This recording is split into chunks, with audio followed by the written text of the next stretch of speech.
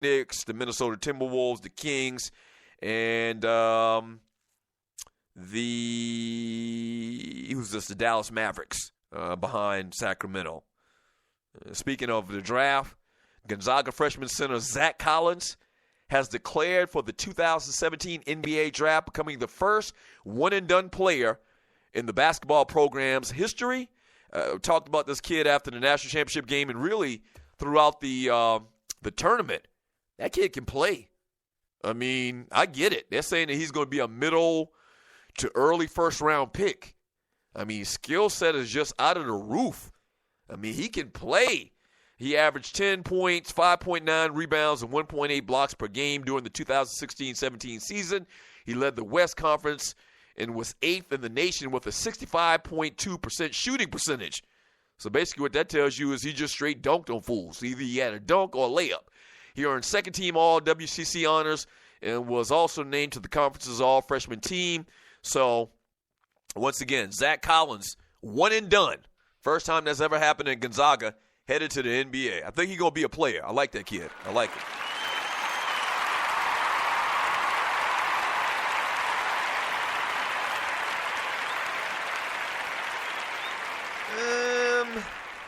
Anything else we wanted to mention? Oh, in the last segment, entertainment segment, we didn't mention what today is as far as the national holidays or national days.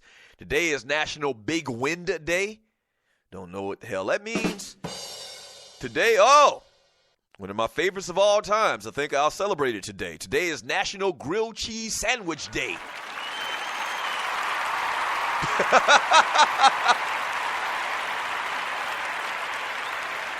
Yeah.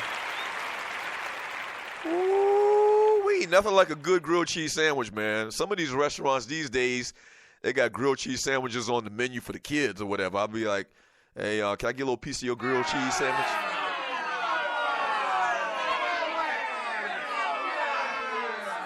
Today is National Licorice Day. Not a fan of licorice. And also today is, you're listening to the Doug Stewart Show. Today is also National Bookmobile Day. Wow.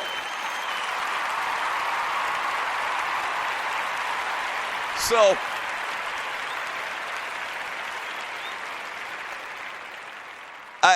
I kind of guess you can guess by the name what a bookmobile is, but I'm willing to bet that a large majority of our Greenhorn listeners to the show, younger people, like I'm going to say under the age, if I'm 47, if you're under the age of 40, you probably don't know what the hell a bookmobile is. The bookmobile was basically the library on wheels. And if you lived in the country like I did, and you didn't go to town, and you didn't have somebody to ride you all over a town or whatever, and you were a kid of very limited means, the way you got your books from the library was through the bookmobile. Oh, the bookmobile used to show up in our little neighborhood, man, once a week, man, and it was like the greatest thing since sliced bread.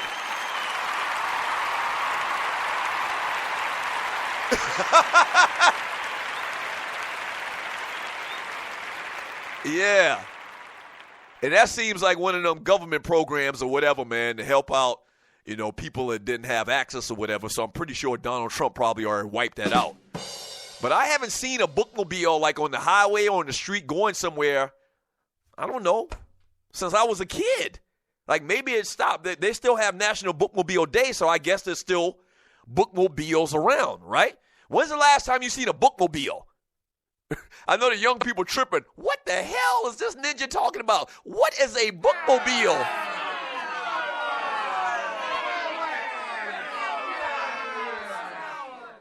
Simply put, the bookmobile was a little slice of Christmas every week back in the day.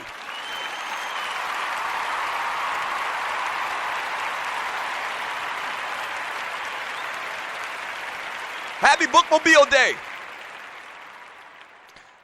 In the chat room on Spreaker.com, Jim from Snellville says, I don't consider the Chappelle Show a sitcom.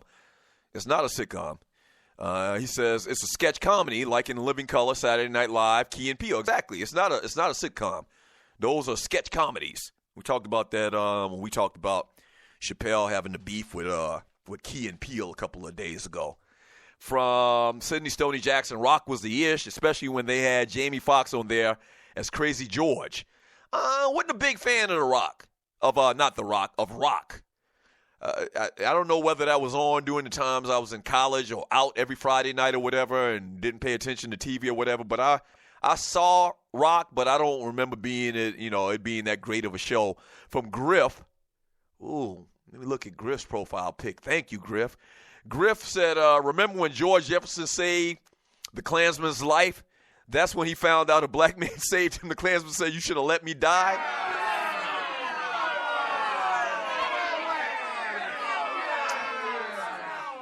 Yeah, that was shocking.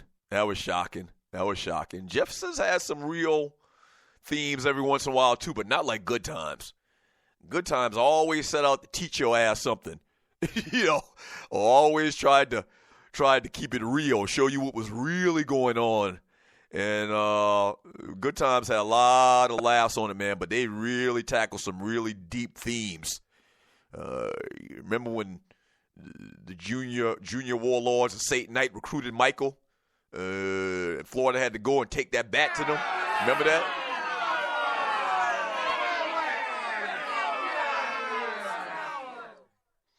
From RC says, what about that Good Times episode when JJ was in business with his friends? He found out they were selling coke. Right. Just real heavy themes, man.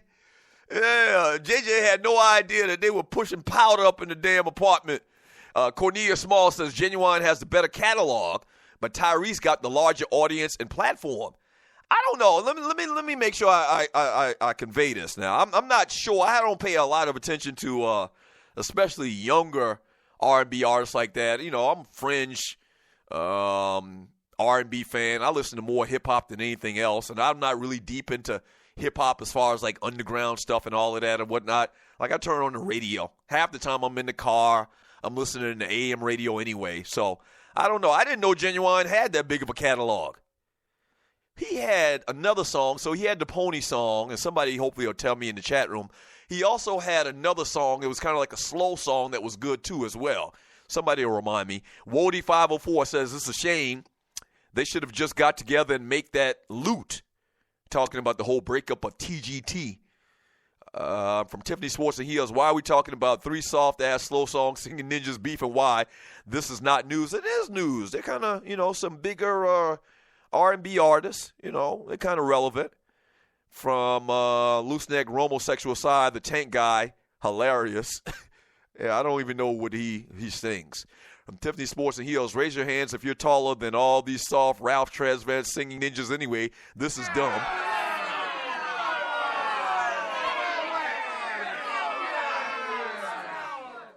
.334 Bama Boy, Genuine had plenty of hits after Pony. Let me look up Genuine and see what type of hits that he had. And you're listening to the Doug Stewart Show. Let me see. I don't remember Genuine having no damn hits or whatever. Genuine came along during the time when they stopped playing R&B music on the radio anyway. You're listening to the Doug Stewart Show. Genuine R&B singer. Here he goes right here. Born 1973. So he had Genuine the Bachelor. That was the name of the album. Juwanna Man. He was on the Juwanna Man soundtrack. Genuine the Bachelor. 100% Genuine. Let's look up Genuine the Bachelor. So he has Pony. Tell Me Do You Want to Ride. Lonely Days. Only When You're Alone. When Doves Cry. He stole some Prince shit with that. Let's look at The Life. 100% Genuine. It came out in 1999. Little Kids, What's So Different, Obnoxious. Do You Remember Interlude? No One Fan, I'm Crying Out, Two Sides. Oh, Same OG. I think Same OG was the track that I'm talking about. That was a good song as well. But other than that, Genuine.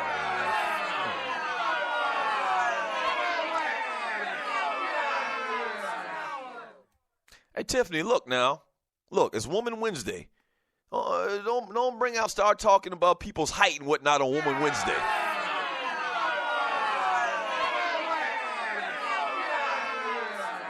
Don't ruin Woman Wednesday now. We are going fine. Everything is going along just fine, and you just came with an arbitrary little short man joke.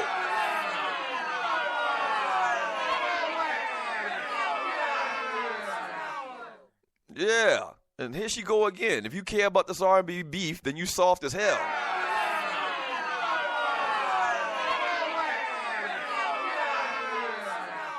Yeah, man, ain't you a woman? Ain't you supposed to be soft as hell?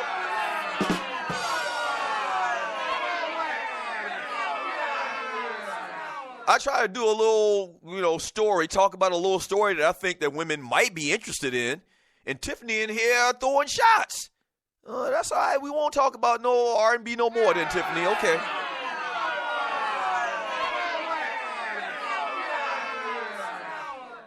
Yeah, jeez. I'm going to move on. Because I don't want to give out no ball penis on Woman Wednesday. Not to the ladies.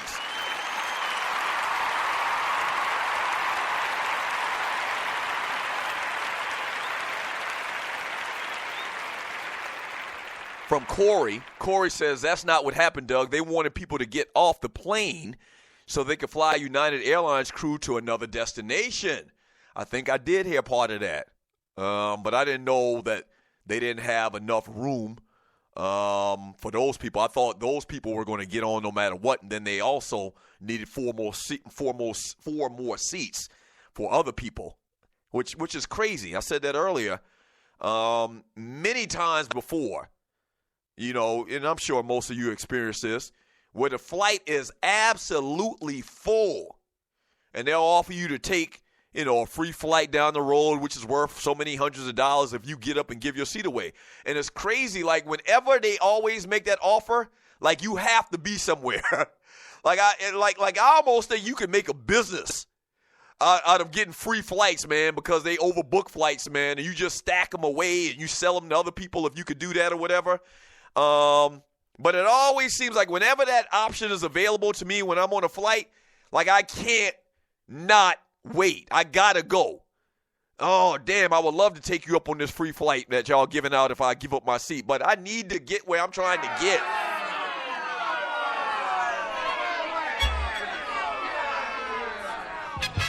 Yeah. I'm telling you, man. From, who we got here? From KC, Doug, if they drag a ninja off a plane, he'll probably be in a body bag. Man, thank God that wasn't me. I was being funny and joking about, getting the money that you'd get from something like that, man. But I probably would have acted so, like, that guy was screaming and hollering. I probably would have tried to fight them dudes. I just know myself, man. So that probably wouldn't have been a good thing. For me to be in that scenario, to feel like that they are purposely disrespecting me, I paid my money, and you physically trying to remove me from the plane, that probably wouldn't end up good.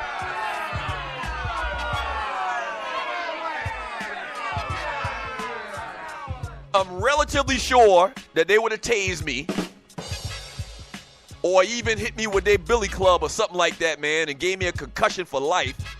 It wouldn't have ended up good, man. I laugh and joke about getting paid, but I just know me, man. I just know me.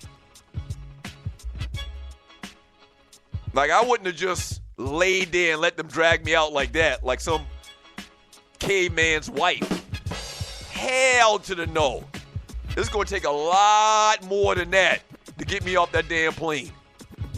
Especially when you loud talking me like that's like that Charles Oakley situation. The problem is you loud talking me in front of everybody. Don't loud talk me.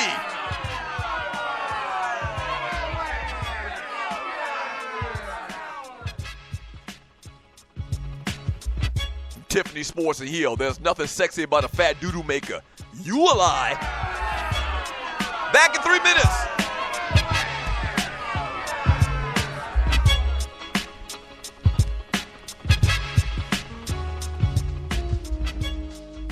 Yeah. 13, 17. 17, 13. 11, 37. Yeah. Pull up on the scene, pull up with my team. And I'm on 3 things, what the fuck you mean? Purple, white, and green, purple, white, and green. I ain't never going back to broke again. Okay, I put up with my team, you brought yours, that's a combination. She hit my line, back to back, that's a combination.